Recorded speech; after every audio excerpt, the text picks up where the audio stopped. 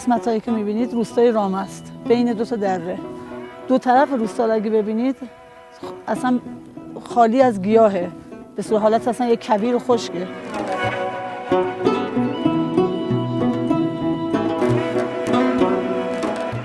زمانی که حریم روستای رامه شدیداً دچار مشکل شده بود بر اثر چرای بی‌رویه دام و دام‌های گذری، زنان روستا بیشتر به این فکر افتادن که برای مرتع و حریم روستای خودشون فعالیتی رو بکنن، کاری انجام بدن. خانم‌های روستا جمع شدن دور هم و تصمیم گرفتن که یک کار مفید برای جامعه روستایی خودشون انجام بدن. این قسمت‌ها که می‌بینید خیلی سرسبز، خیلی خوب شده. همه رو همون زحمت‌هایی که خانم‌های روستا در طی چند ده سال گذشته کشیدن، کشت گیاه بارجه کردن که در آینده بتونن استفاده بکنن.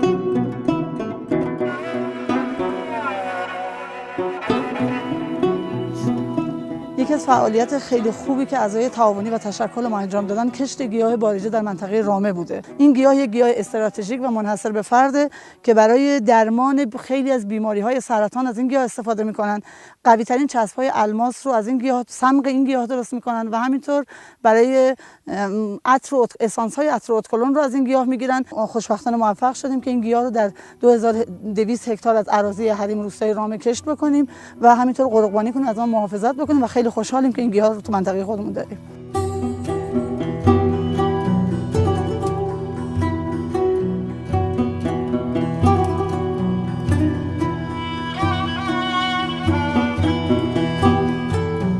این اولین پروژه‌ای بود که ما در روستای رامه به اتفاق 50 نفر از خانم‌ها انجام دادیم و پشت سر اون تونستیم زنبورداری رو احیا بکنیم در روستای رامه که از قدیم الایام بوده و زنبورداری رو با این هدف شروع کردیم که برای مرتع خیلی خوبه. این اکسیر جوانی میگن به اینه، ژل رویال.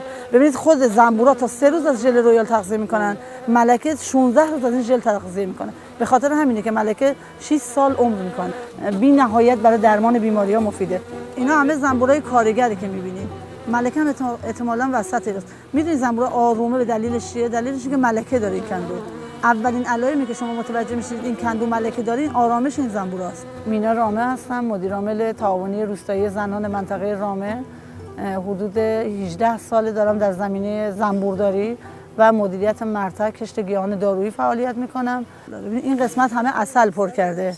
می‌بینید عسل پر کرده، اینجام شهد داره. ان شاءالله تا یه هفته دیگه این شهدها همه تبدیل به خود عسل میشه و پلم میشه. دوست دارم که واقعا زنان مشغول فعالیت خوب و جدی بشن و بتونن یک معیشت پایدار برای خودشون ایجاد بکنن.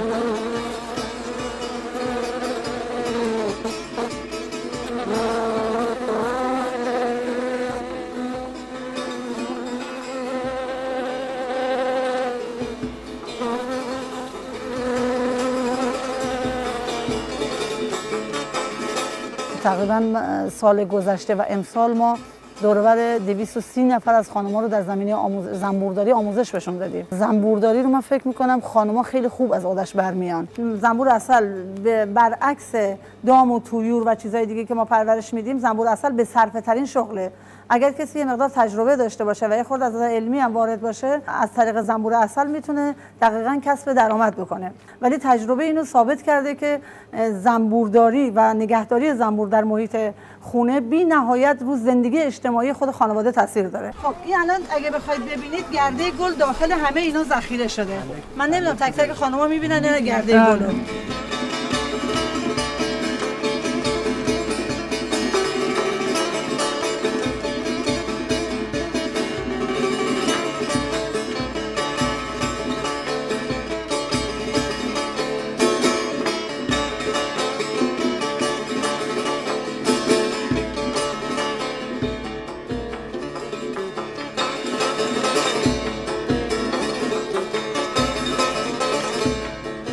تقریبا 2500 اصل از نهال لگجی یا همون کبر رو ما در گلدان‌های پلاستیکی اینجا کشت کردیم که ما اینا رو منتقل بکنیم به زمین متعلق به همون تعاونی زنان روستایی. بیا اینجا، این ماشاءالله چقدر خوب شده، گلم داده. اینم گل داده، خیلی خوب شد. این بیشترش تو این ردیف بیشتر همه در اومده. دیگه بقیه‌اشو می‌ذاریم توی زمین.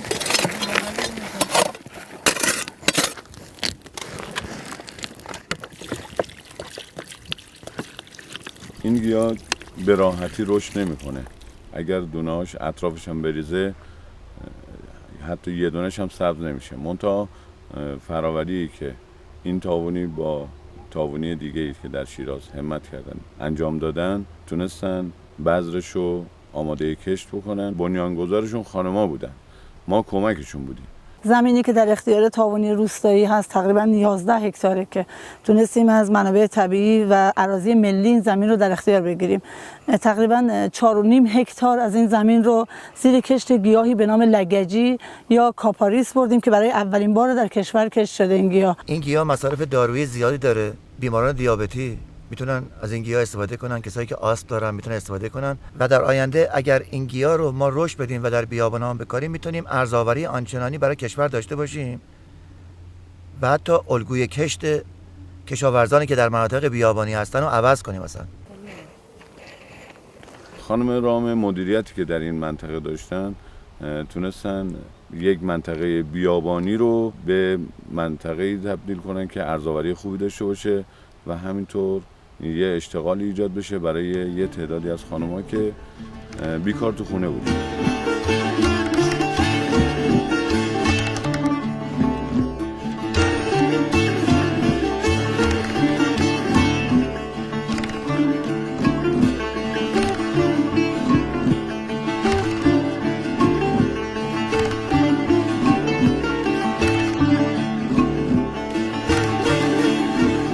2 سال دایر کردیم مرکز فروشمون رو. ما به صورت پایاپای با تشکل‌ها و تعاونی‌های سراسر کشور فعالیت می‌کنیم، کار داریم.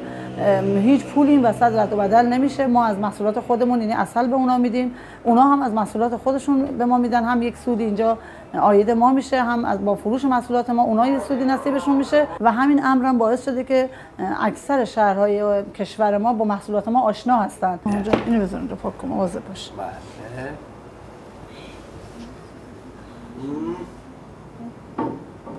آفرین. علیرضا 23 سالشه. در طول مدت این 23 سال دقیقاً مونس من بوده تو این خونه و تا به امروز به پشت گرمی و دلگرمی علیرضا تونستم کار بکنم. همیشه هم خدا رو شاکرم که خداوند علیرضا رو به من داده. به قول معروف میگن فکر میکنم خداوند خیلی من دوست داشته که علیرضا رو بهم داده و همیشه سعی کردم که به بهترین نحو ازش مراقبت کنم و در کنار خودم اونو داشته باشم. شیرینه مامان؟ آره شیرینه؟ هندونه شیرینه؟ من به جز علیرضا یک فرزند دیگه دختر دارم که کارشناسی گیاهپزشکی خوندن. در محصولات تعاونی ما رو برای بازاریابیش تو تهران فعالیت میکنن و من دوست دارم در آینده نه چندان دور انشالله بتونم ایشون و همسرشون رو برگردونم به شهرستان.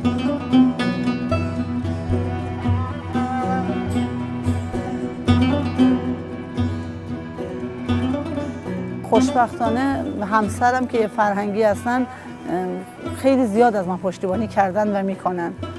تا به امروز شاید بگم اگر کمک ایشون نبود، همسر من نبود، من نمیتونستم تا این اندازه موفق باشم. یک زمانی تقریبا در 15 سال پیش این منطقه هم همینجوری بود، مثل همون حریم روستا. ولی الان اگه نگاه کنید این قسمت سرسبز شده با کاشتی که ما انجام دادیم. همین امر باعث شده که روستای رامه الان معصوم مونده.